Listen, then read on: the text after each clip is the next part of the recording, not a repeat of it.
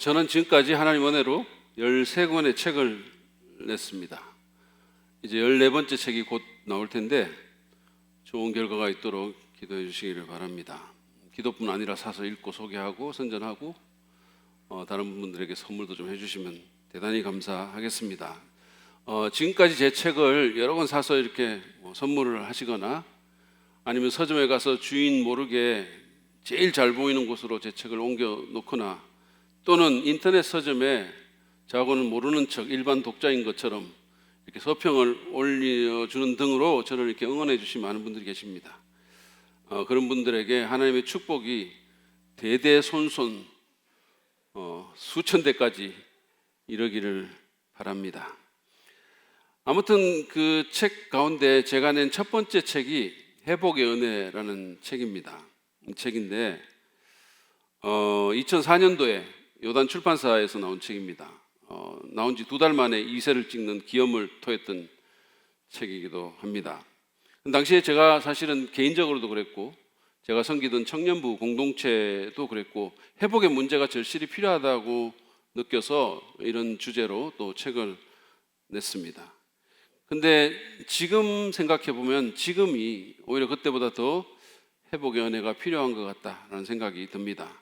사실은 예수님을 잘 안 믿는 분들도 일상의 회복이 필요하다고 그러지 않습니까? 정말로 간절히 그것을 바라고 있지 않습니까? 긴 코로나 상황으로 인해서 수많은 사람들이 잃어버린 게 많죠. 사실은 잃어버린 게 많습니다. 일상도 회복해야 되고 경제도 회복해야 되고 관계도 그렇고 여러 가지 우리가 잃어버린 것, 빼앗긴 것, 죽어가는 것들을 회복하고 싶어 합니다. 그런데 그리스도인들에게는, 우리 예수를 믿는 사람들에게는 일상의 회복도 참 중요하고 진짜 이 지긋지긋한 마스크 빨리 벗고 싶고 그렇지만 그것보다 더 중요한 것은 바로 신앙의 회복, 우리 영성의 회복, 우리 교회 공동체의 회복, 그런 것들이 더 필요합니다. 왜냐하면 우리가 이 코로나로 인해서 그런 것들을 많이 잃어버렸기 때문이죠. 그래서 저는 오늘부터 회복의 열망이라는 그런 주제로 새로운 시리즈 말씀을 좀 여러분과 나누려고 합니다. 오늘 그 첫 번째인데 조금 전에 읽었던 에스겔서 37장 1절부터 14절 말씀을 근거로 마른 뼈의 댄스라는 제목으로 말씀을 함께 나누기를 원합니다. 이 에스겔서 37장에 쓰인 그 마른 뼈는 우리가 11절에서 본 것처럼 그 당시에 이스라엘 민족입니다. 하나님의 백성이라고 하는. 근데 이 사람들은 지금 그 바벨론에 이렇게 그 포로 잡혀와 있어요. 사실은 에스겔을 비롯해서 많은 사람들이 하나님의 백성으로서의 그들의 어떤 자존심은 완전히 무너졌습니다. 계속해서 지금 망해가는 과정 가운데 있고 이제 얼마 안 있으면 그들의 프라이드인, 그들의 진짜 자부심인 그 성전이 불에 타게 될 것입니다. 여러분, 당시에 그 바벨론에 와 있던, 포로 잡혀와 있던 이 포로들의 심정을 한번 생각해 보십시오. 그들이 어땠을까요? 남의 나라를 빼앗기고 포로 잡혀왔을 때 그들의 마음이 어땠을까요? 그들은 마른 뼈와 같았습니다. 그들에게는 아무런 소망이 없었습니다. 말라버린 뼈와 같이 그들에게는 어떤 미래도 어떤 생명력도 움직임도 없었어요. 그런 마른 뼈에게 뭐가 남아있을까요? 무슨 가능성이, 어떤 잠재력이 있을까요? 사실 한국교회의 상황은 어떤 면에서 이런 마른 뼈와 같습니다. 메말라 있고 별다른 소망도 없습니다. 한국교회에 대한 전망을 보면 대부분 비관적이에요. 다음 세대 사역은 빠른 속도로 죽어가고 있습니다. 워낙 한국 사회 자체가 이게 지금 인구가 감소하고 다음 세대들이 이렇게 줄어들고 있는 상황인데 교회는 더합니다. 주일학교 없는 교회가 50%를 넘습니다. 교단, 침례교든 장로교든 상관없어요. 주일학교 없는 교회가 50%를 넘고 영아부, 유아부 이런 데는 거의 7, 80% 돼요. 그거 없는 교회들이. 중고등부 없는 데도 거의 50%가 됩니다.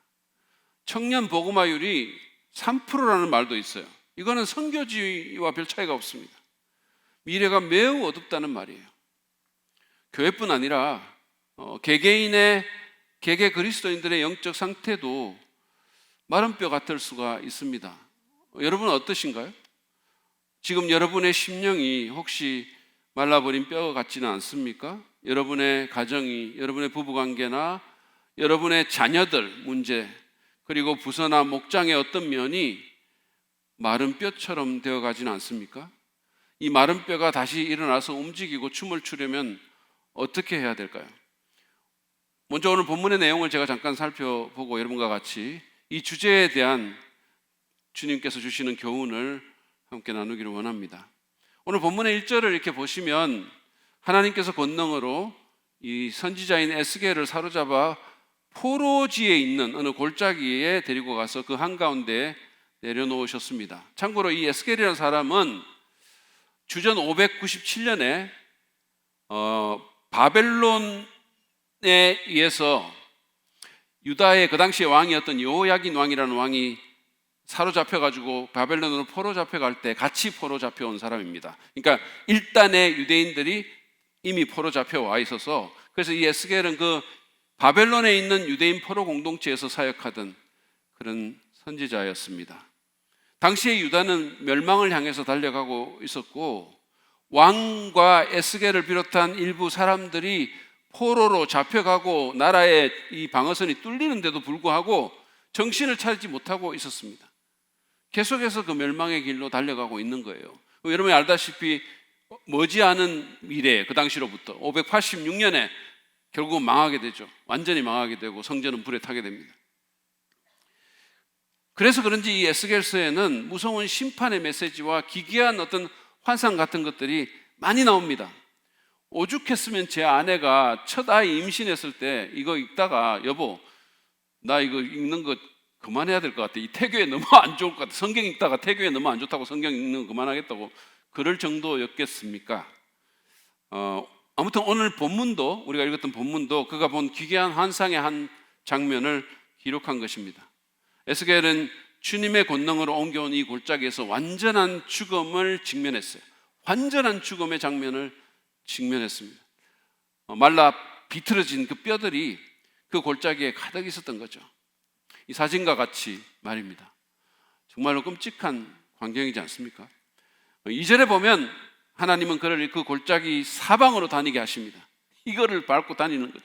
2절 한번 보세요. 그가 나를 데리고 그 뼈들이 널려있는 사방으로 다니게 하셨다. 그 골짜기의 바닥에 뼈가 대단히 많았다. 보니 그것들은 아주 말라 있었다. 하나님은 에스겔이 그 현장을 철저하게 조사하게 하셨어요. 그 뼈들은 아주 말라 있었다 그랬습니다. 그러니까 그 어떤 생명의 희미한 빛도 찾아볼 수가 없다는 거죠. 완전 절망이었었어요.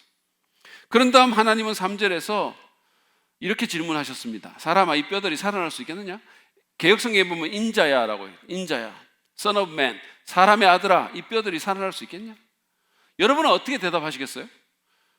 에스겔은 어떻게 대답했을까요? 그는 이렇게 대답합니다. 주 하나님, 주님께서는 아십니다. 여러분은 이 대답을 어떻게 평가하십니까?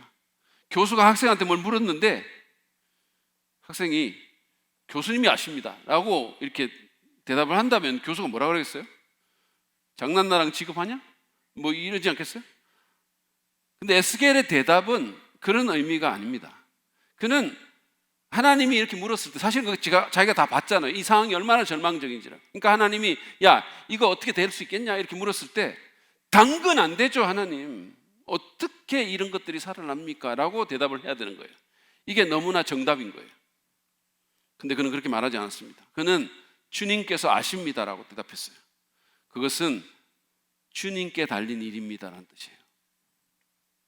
하나님이 살리기 원하시면 살 것이고 그러지 않으면 못 살겠죠 라는 의미로 그는 그렇게 대답한 것입니다. 에스겔의 대답을 들은 하나님은 에스겔에게 그 뼈들에게 대언할 것을 명했고 그는 그대로 했습니다. 그 내용이 4절부터 6절에 있죠. 한번 보세요. 너희 마른 뼈들아 너희는 나 주의 말을 들으라. 나 주 하나님이 이 뼈들에게 말한다.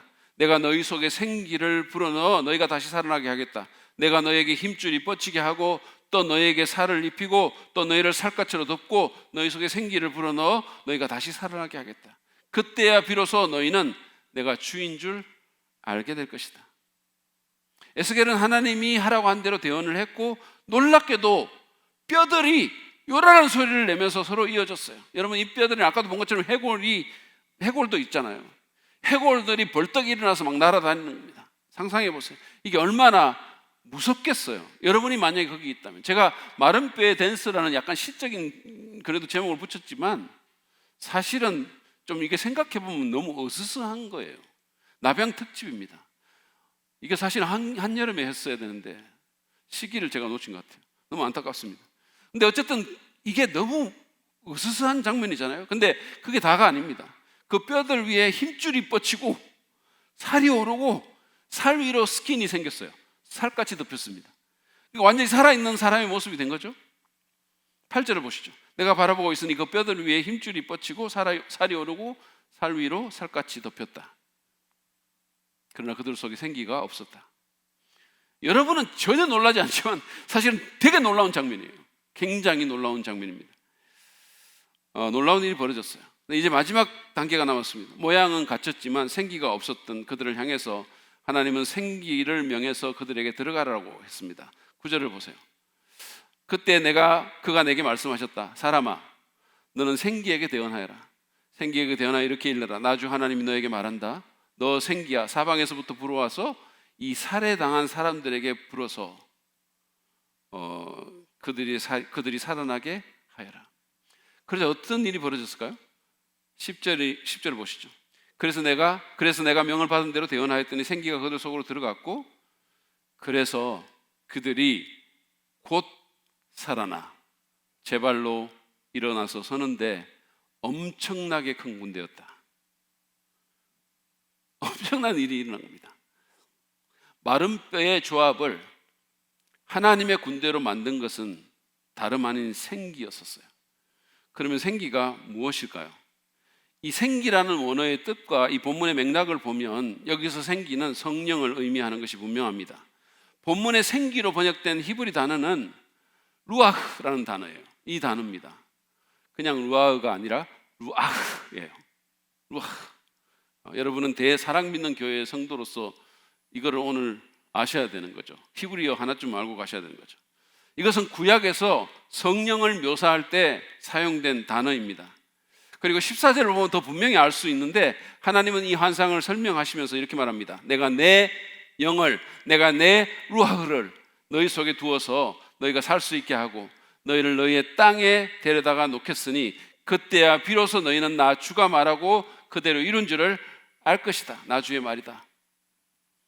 하나님은 마른 뼈같이 소망 없는 그 이스라엘에게 성령을 두셔서 그들이 단순히 육체적으로 뿐만 아니라 영적으로 살게 하고 12절에서 말한 것처럼 포로 상태에서 회복시켜서 거룩한 땅으로 돌아가게 하고 하나님의 백성으로 그 군대로 다시 세우시겠다라고 하셨어요. 그리고 우리는 알죠. 이 일이 이루어진지를 1차적으로. 그래서 주전 539년에부터 시작해서 죽은 것과 같았던 마른 뼈와 같았던 그들이 다시 일어나 자기 나라로 돌아가고 그곳에 성전을 세웁니다. 그리고 예배를 하죠.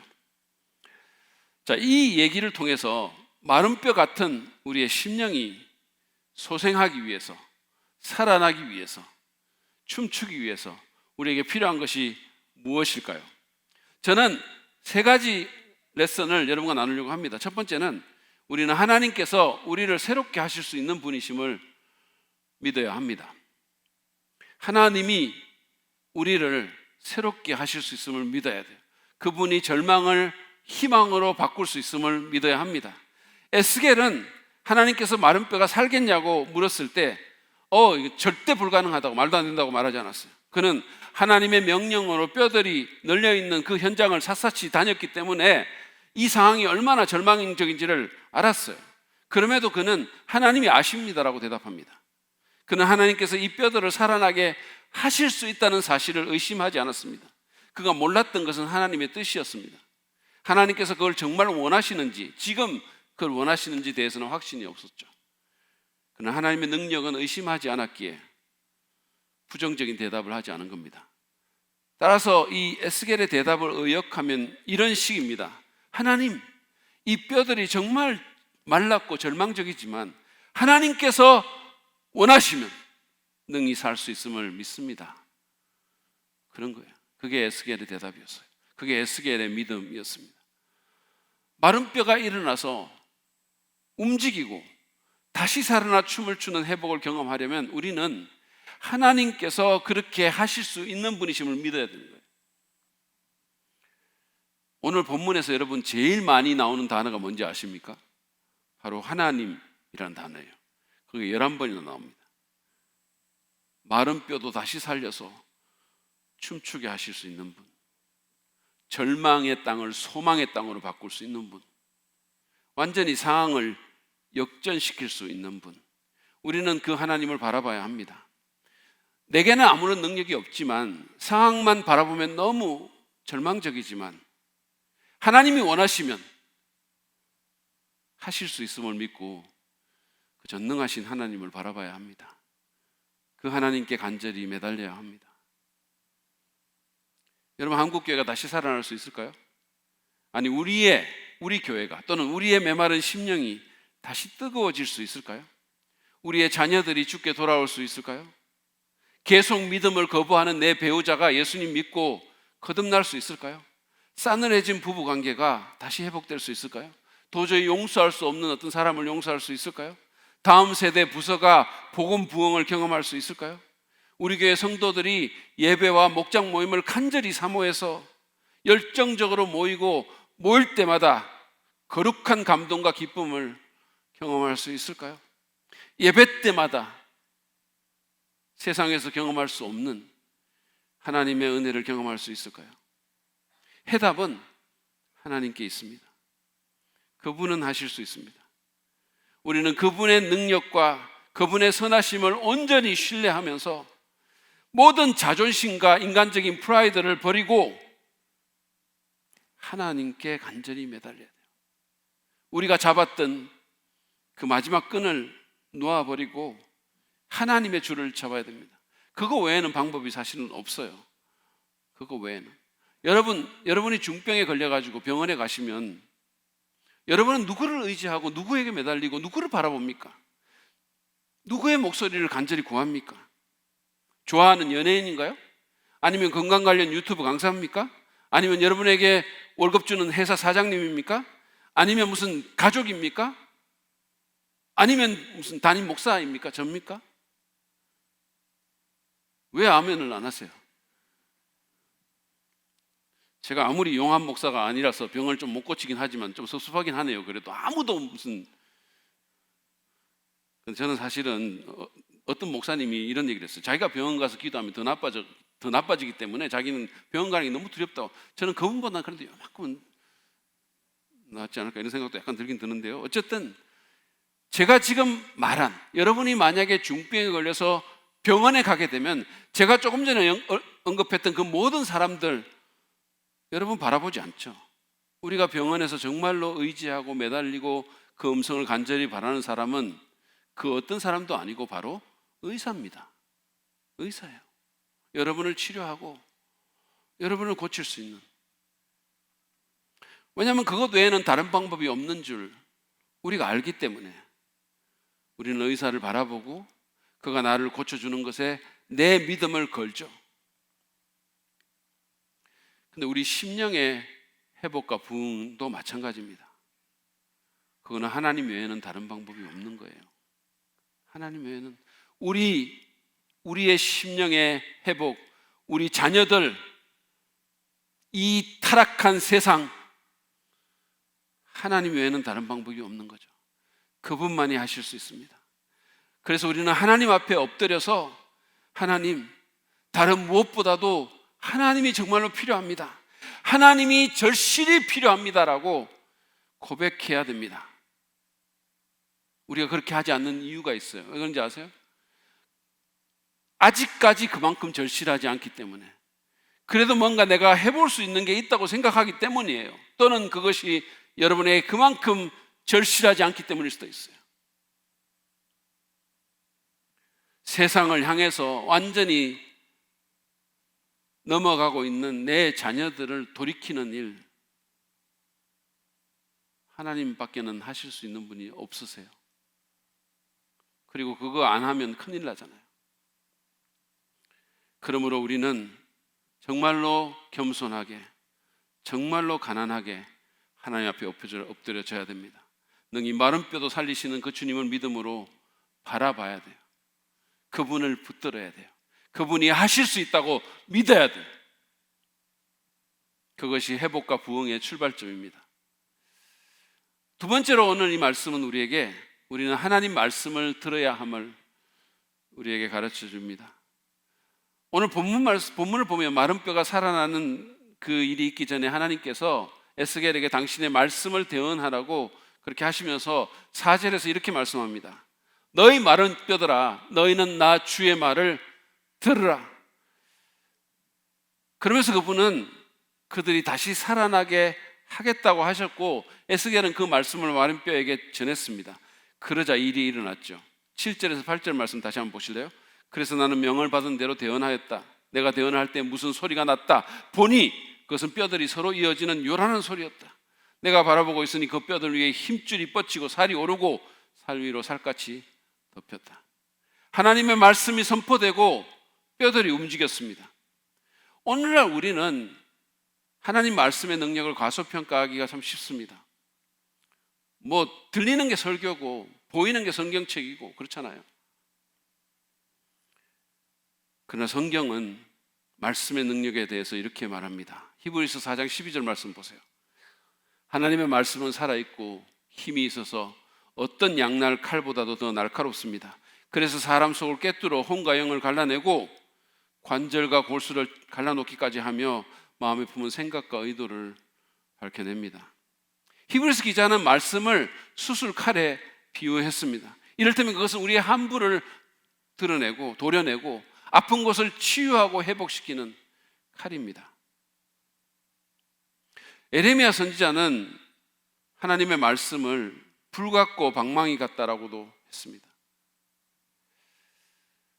제가 미국에 있을 때 일입니다.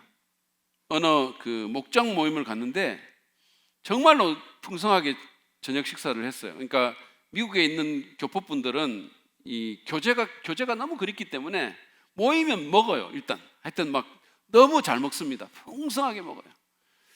그래서 그날도 정말 배가 터지게 먹었습니다. 자, 그리고는 이제 막 놀고 그러다가 이제 예배 모임 시간이 돼가지고 사람들이 둘러 앉았는데 그 호스트 하신 집사님께서 이렇게 말을 했어요. 자, 이제 실컷 먹었으니까 찬양으로 소화 좀 시키시고 이어서 말씀의 수면제를 드시겠습니다. 이렇게 얘기했어요. 그날 내가 말씀 인도자로 거기 갔던 것 같은데, 아니 이렇게 말하면 됩니까? 제가 생각 같아서는 그분의 사진과 이름을 여기 공개하고 싶은데 그리스도의 사랑과 용서로 듣겠습니다. 아무튼 그 집사님은 말씀을 수면제라고 한 거예요. 여러분 중에 지금 속으로 아멘 하시는 분이 혹시 있을지 왜냐하면 그게 우리가 종종 경험하는 일이기도 하니까. 그러나 성경은 말하기를 하나님 말씀은 수술칼이고 불 같고 방망이 같다 그랬어요. 일을 일으키고 장애물을 부수는, 여러분 기억하십시오. 하나님의 말씀은 우리 심령의 회복과 부흥에 필수적입니다. 무슨 프로그램이 아닌 거예요. 무슨 세미나가 아닌 거죠. 무슨 강사도 아니에요. 하나님의 말씀이 우리를 살립니다. 그 말씀이 무언가 일을 일어나게 하는 거예요. 우리는 그 말씀을 들어야 합니다. 이 말씀의 능력에 대해서 제가 생각하면 늘 떠오르는 얘기가 있어요. 제 신학교 제자가 오래전에 제게 해준 얘기입니다. 그 제자가 이제 자기 교회 청년들하고 수양회를 갔을 때였었어요. 근데 그들은 보통 일반적인 수양회에서 잘 볼 수 없는 그런 순서를 하나 거기 넣었습니다. 그래서 그들이 방에 쭉 둘러앉아가지고, 청년들이 방에 둘러앉아가지고 성경, 그러니까 그때 제가 로마서로 들은 것 같은데 이 로마서를 펼쳐가지고 처음부터 몇 절씩 계속 이제 돌아가면서 읽는 거예요. 소리 내가지고. 설교도 없고 무슨 그 설명도 없고 반주도 없고 그 어떤 것도 없고 그냥 읽는 거예요. 생목소리로. 그냥 순수하게 로마서를 처음부터 읽기 시작했어요. 근데 이렇게 가다가 놀라운 일이 벌어졌다고 합니다. 그냥 성경 그냥 읽는데 청년들의 마음이 뜨거워진 거예요. 그걸 읽다가 그 방 안에 공기가 바뀌는 것 같다 그랬어요. 그 말씀이 막 살아있는 것 같았다 그랬어요. 그래서 말씀을 읽으면서 자기도 모르게 눈물이 막 나오는 거죠. 이게 로마서를 읽으면서 막 눈물이 쏟아지는 거죠. 복음의 말씀을 읽으면서. 그냥 아무것도 없이, 무슨 반주도 없고 아무것도 없이 그냥 로마서 말씀을 돌아가면서 읽었을 따름인데 모두가 은혜를 받았다 그랬어요.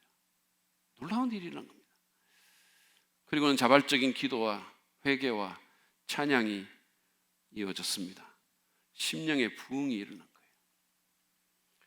여러분, 참된 회복과 변화와 부흥을 위해서는 하나님의 말씀을 들어야 됩니다. 살아있는 하나님의 말씀, 생명력 있는 죽은 자도 살리시는 그 말씀을 들어야 돼요. 그리고 그 말씀의 마음을 열어야 됩니다. 사람의 말이 아니라 하나님의 말씀으로 받고 그 말씀을 경청해야 합니다.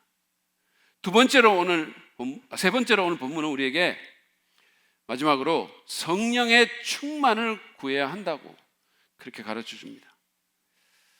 제가 아까 오늘 본문에서 제일 많이 쓰인 단어가 하나님이라고 그랬잖아요. 그 다음으로 많이 쓰인 단어가 뭔지 아십니까? 바로 루아흐입니다. 성령. 본문에 무려 10번이나 나와요. 그것은 성령, 신, 생기, 바람 또는 사람의 영 이런 다양한 의미를 지닌 히브리 단어예요. 근데 이미 본 것처럼 본문에서 이 단어는 하나님의 영을 가리킵니다. 하나님의 영이, 그 성령이 들어갔을 때 마른 뼈는 명실상부하게 살아났어요. 살리는 영이죠. 성령이 여러분 마른 뼈 같은 우리를 살아나게 하고 춤추게 합니다. 메말라버린 우리의 심령을 성령께서 변화시킵니다. 그분이 우리에게 활력과 능력을 주십니다. 그분이 무능한 우리를 하나님의 군대로 바꾸십니다.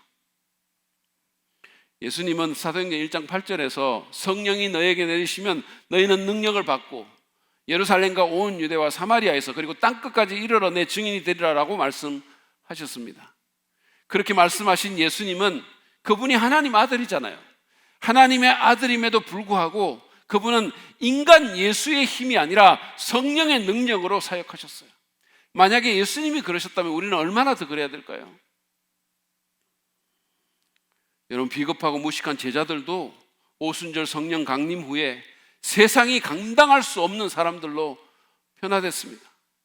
아무것도 가지기 없는 사람들인데 사실은. 역사적으로 모든 부흥 운동에는 성령의 충만함이 있었습니다. 성령님이 일하시는 거죠. 성령님이 우리의 마음을 다스리고 컨트롤하시는 거예요. 영국의 감리교 지도자였던 사무엘 체드윅이라는 사람은 성령 없이는 기독교에 소망이 없다라고 그랬습니다.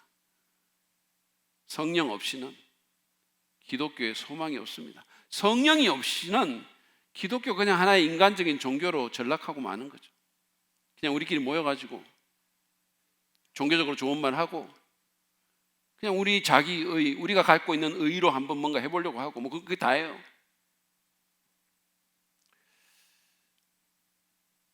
여러분, 예수님은 제자들에게 나를 떠나서 너희는 아무것도 할 수 없다고 요한복음 15장에서 말씀하셨어요.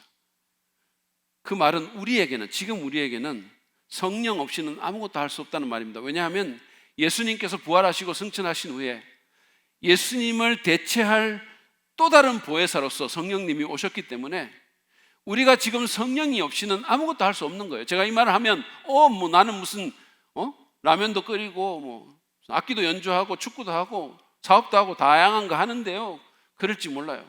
그러나 여러분, 성령이 없이는 하나님께서 받으실 만한 그 어떤 일도 우리는 할 수가 없는 거예요. 성령이 없이는 영원 세계의 흔적을 남길 만한 그 어떤 일도, 정말 인생에서 가치 있는 그 어떤 일도 우리는 할 수가 없는 거예요. 그러면 우리는 성령의 충만을 구해야 합니다. 성령은 연약한 우리를 도우시는 하나님의 선물이고, 그런 면에서 성령은 복음인 거예요. 예수님께서 우리를 그냥 구원만 시켜놓고 가신 게 아니라 우리가 구원받아도 여전히 연약하고 우리가 할 수 없는 일이 너무 많기 때문에 하나님의 거룩한 영, 그 전능의 영을 우리에게 주셔서 그분이 우리를 도와줄 수 있게 하신 거예요. 그래서 성령이 우리를 다스리시면 우리가 할 수 없는 일을 하고 우리가 갈 수 없는 곳에 가게 하는 거죠. 우리의 차원을 뛰어넘게 해주시는 거죠. 이렇게 엄청난 선물을 받았는데 많은 그리스도인들이 그냥 자기 힘으로 사는 거예요. 자기의 종교적인 열심으로, 자기의 의지로, 자기의 그 양랑한 도덕적인 의로 그냥 사는 거죠. 마치 엄청난 선물을 받았지만 그 가치를 몰라가지고 그냥 뚜껑도 열지 않고 밀쳐놓는 사람처럼 우리는 성령의 선물을 사용하지 않고 그냥 인간적인 차원에서 종교 활동하고 있지는 않은지 우리는 생각해 봐야 됩니다. 여러분, 성령을 의식합시다. 그분은 죽은 영혼을 살릴 수 있고 그분은 놀라운 일을 행할 수 있어요. 사람을 바꿀 수 있어요. 부족하지만 저도 그 증거입니다. 전에 섬기던 교회 청년부 출신 제자 중에 강남에서 학원을 운영하는 그런 친구가 있어요. 근데 그 학원 출신 학생 중에 지금은 의사 간호사가 된 그런 친구들이 있는데 이 사람들이 이제 병원에서 일을 하면서 전도를 하는 거죠. 그래서 그 친구가, 그 학원 원장이 저한테 그 전도했던 내용이라면서 카톡을 보내왔어요. 근데 이제 그 병원 의사인지 간호사인지 그 학원 출신 한 친구가 환자에게 복음을 전하다가 하나님이 누구누구님을 사랑하세요라고 말을 했는데 그 사람이 그 말을 듣자마자 엉엉 울더라는 겁니다. 그러면서 그냥 막 복받치는 감정으로 하나님, 예수님 믿고 영접했어요. 그래서 나중에 왜 우셨냐고 그렇게 물으니까 이 사람이 대답하는 게 뭐냐면 그동안 자기에게 복음 전한 사람들이 많았는데 병원에 있으니까 근데 계속 거절했다는 거죠. 자기가 계속 거절했다는 거죠. 그러니까 자기가 너무 거절해서 하나님도 이제는 나를 버리셨겠지 이렇게 생각하는데, 그런데 그 순간에 하나님이 나를 사랑한다는 말을 해준 거예요. 그래서 이 사람이 아직도 나를 부르시는구나, 내가 그렇게 거부했는데도, 그런 생각이 들면서 너무 감동이 돼서 눈물이 터졌다는 거예요. 또 한 친구는, 이 친구도 뭐 의사인지 간호사인지는 모르겠지만 환자와 그 보호자 두 사람에게 복음을 전했는데 그 환자가 28살인데 폐암 말기 환자예요. 근데 그 아버지는 불교에 기일을 해가지고 출가한 상태고 그 엄마는 이제 자식이 죽을 줄 알고 폐암 말기니까 그래서 이제 자식의 그 뭐 영혼 사후 세계를 위해 가지고 불교에 대해서 열심히 공부를 해봤는데 거기에는 사후 세계에 대한 얘기가 없더라는 거예요. 그래서 하나님을 믿어봐야 되겠다는 생각을 한 겁니다. 그런데 그때 갑자기 그 환자도 자기 어머니에게 하나님을 믿어봐야 되겠다고 말을 한다는 거예요. 자기가 그 생각을 하는데 자기 자식이 엄마 나 하나님 믿어봐야 될 것 같아. 놀랍지 않습니까? 놀라운 거예요. 진짜 놀라운 거죠. 근데 그게 다가 아닙니다. 그러니까 자기도 그런데다가 자기 자식이 또 하나님 믿어봐야 되겠다고 하니까 어머니 마음속에 누구라도 좀 나타나서 좀 누구라도 이게 뭐 되게 믿음에 도움을 줬으면 좋겠다, 누구라도 보내줬으면 좋겠다, 그런 생각을 하고 있었다는 거죠. 그런데 바로 그 순간에 이 친구가 나타나가지고 복음을 전한 거예요. 그 어머니가 얼마나 놀랐겠어요. 평생 기독교하고는 담을 쌓고 지냈는데 그런 자기가 하나님을 믿어봐야 되겠다고 생각하는 그 순간에, 그 시점에 자기 자식이 또 엄마 나 하나님 믿어봐야 될 것 같아, 그렇게 자기한테 말을 하고, 그래서 자기가 마음이 좀 간절해가지고 누구 좀 보내줬으면 좋겠다고 그러는데 바로 그 순간에 어떤 의사인지 간호사가 와가지고 하나님에 대해 말을 하고 복음을 전했다는 거예요. 여러분, 그 어머니 입장에서 하나님이 이 사람을 보내주셨다고 믿지 않을 수 있겠습니까? 그래서 그 두 사람은 복음을 믿고 예수님을 영접했어요. 그래서 그 친구가 이제 그 카톡 간증에 이렇게 썼어요. 제가 그냥 읽어볼 테니까 들어보세요. 지금은 환자도 보호자도 평안을 누리며 표정도 너무 밝고 저랑 농담도 나누며 치료받고 있답니다. 이런 성령님의 인도하심이 있고 하나님께서 이렇게 복음 전할 사람을 찾고 계시는구나 하는 생각이 들었어요. 복음을 알고 하나님의 마음을 알고 가장 귀한 영생을 선물할 수 있어서 너무 감사합니다. 여러분, 이 모든 상황을 지휘하신 분이 누구이십니까? 성령님이세요. 이 친구도 말했잖아요. 성령의 인도하심이 있고 그랬어요. 기독교는 지성의 역할이 중요합니다. 그러나 그것만이 아니에요. 말씀도 너무 중요하지만 그 말씀을 읽고 듣고 공부하는 것은 말씀의 참 저자이신 성령의 인도하심과 함께 가야 되는 거죠. 그냥 성경 읽고 무슨 체크표에 체크하기 위해서 읽는 것이 아니라 성령님께서 이 말씀을 기록해 주셨는데 그분이 오늘 이 말씀을 내가 읽을 때 내게 하실 말씀이 무엇인지를 생각하면서 읽어야 되는 거예요. 설교 말씀 들을 때도 마찬가지예요. 그래야 그게 그 말씀이 머리뿐만 아니라 마음으로 내려올 수 있는 거죠. 그래야 이론만의 신앙생활과 지성주의에서 벗어날 수가 있습니다. 성경 많이 안다는 사람들 중에 또는 무슨 신학 공부 많이 했다는 사람들 중에 성경 많이 아는데 이상한 사람들이 있어요. 이상합니다. 개팍하거나 까다롭거나 무슨 이런 거 하나 꼬투리 잡아가지고 단어 갖고 이런 사람들이 있어요. 왜 그런지 아십니까? 그 말씀의 진짜 저자를 인식하지 않고 자꾸 공부하기 때문이에요. 성령이 마음을 감동시킬 때 우리가 그 말씀을 참으로 이해하고 순종할 수 있는 겁니다. 우리는 지성주의에 빠져서는 안 됩니다. 우리에게는 성령의 초자연적인 능력이 필요합니다.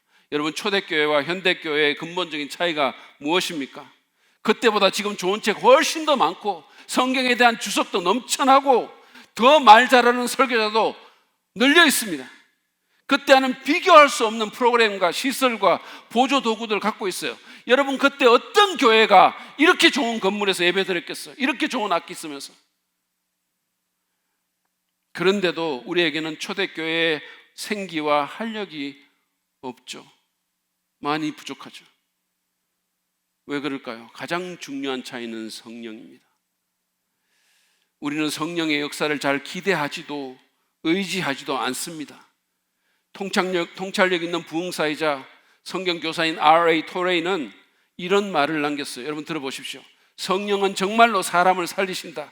그분은 죽은 자를 살리실 수 있다. 도덕적으로 죽은 사람에게 생명을 주실 수 있다. 사람에게는 구제불능으로 보일 정도로 양심이 문드러진 사람을 완전히 새롭게 고칠 수 있다.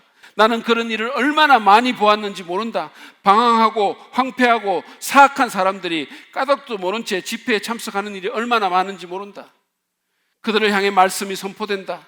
하나님의 영이 그들의 마음에 말씀의 씨앗을 뿌린다. 이었고 그들은 성령의 권능으로 새로운 피조물이 된다.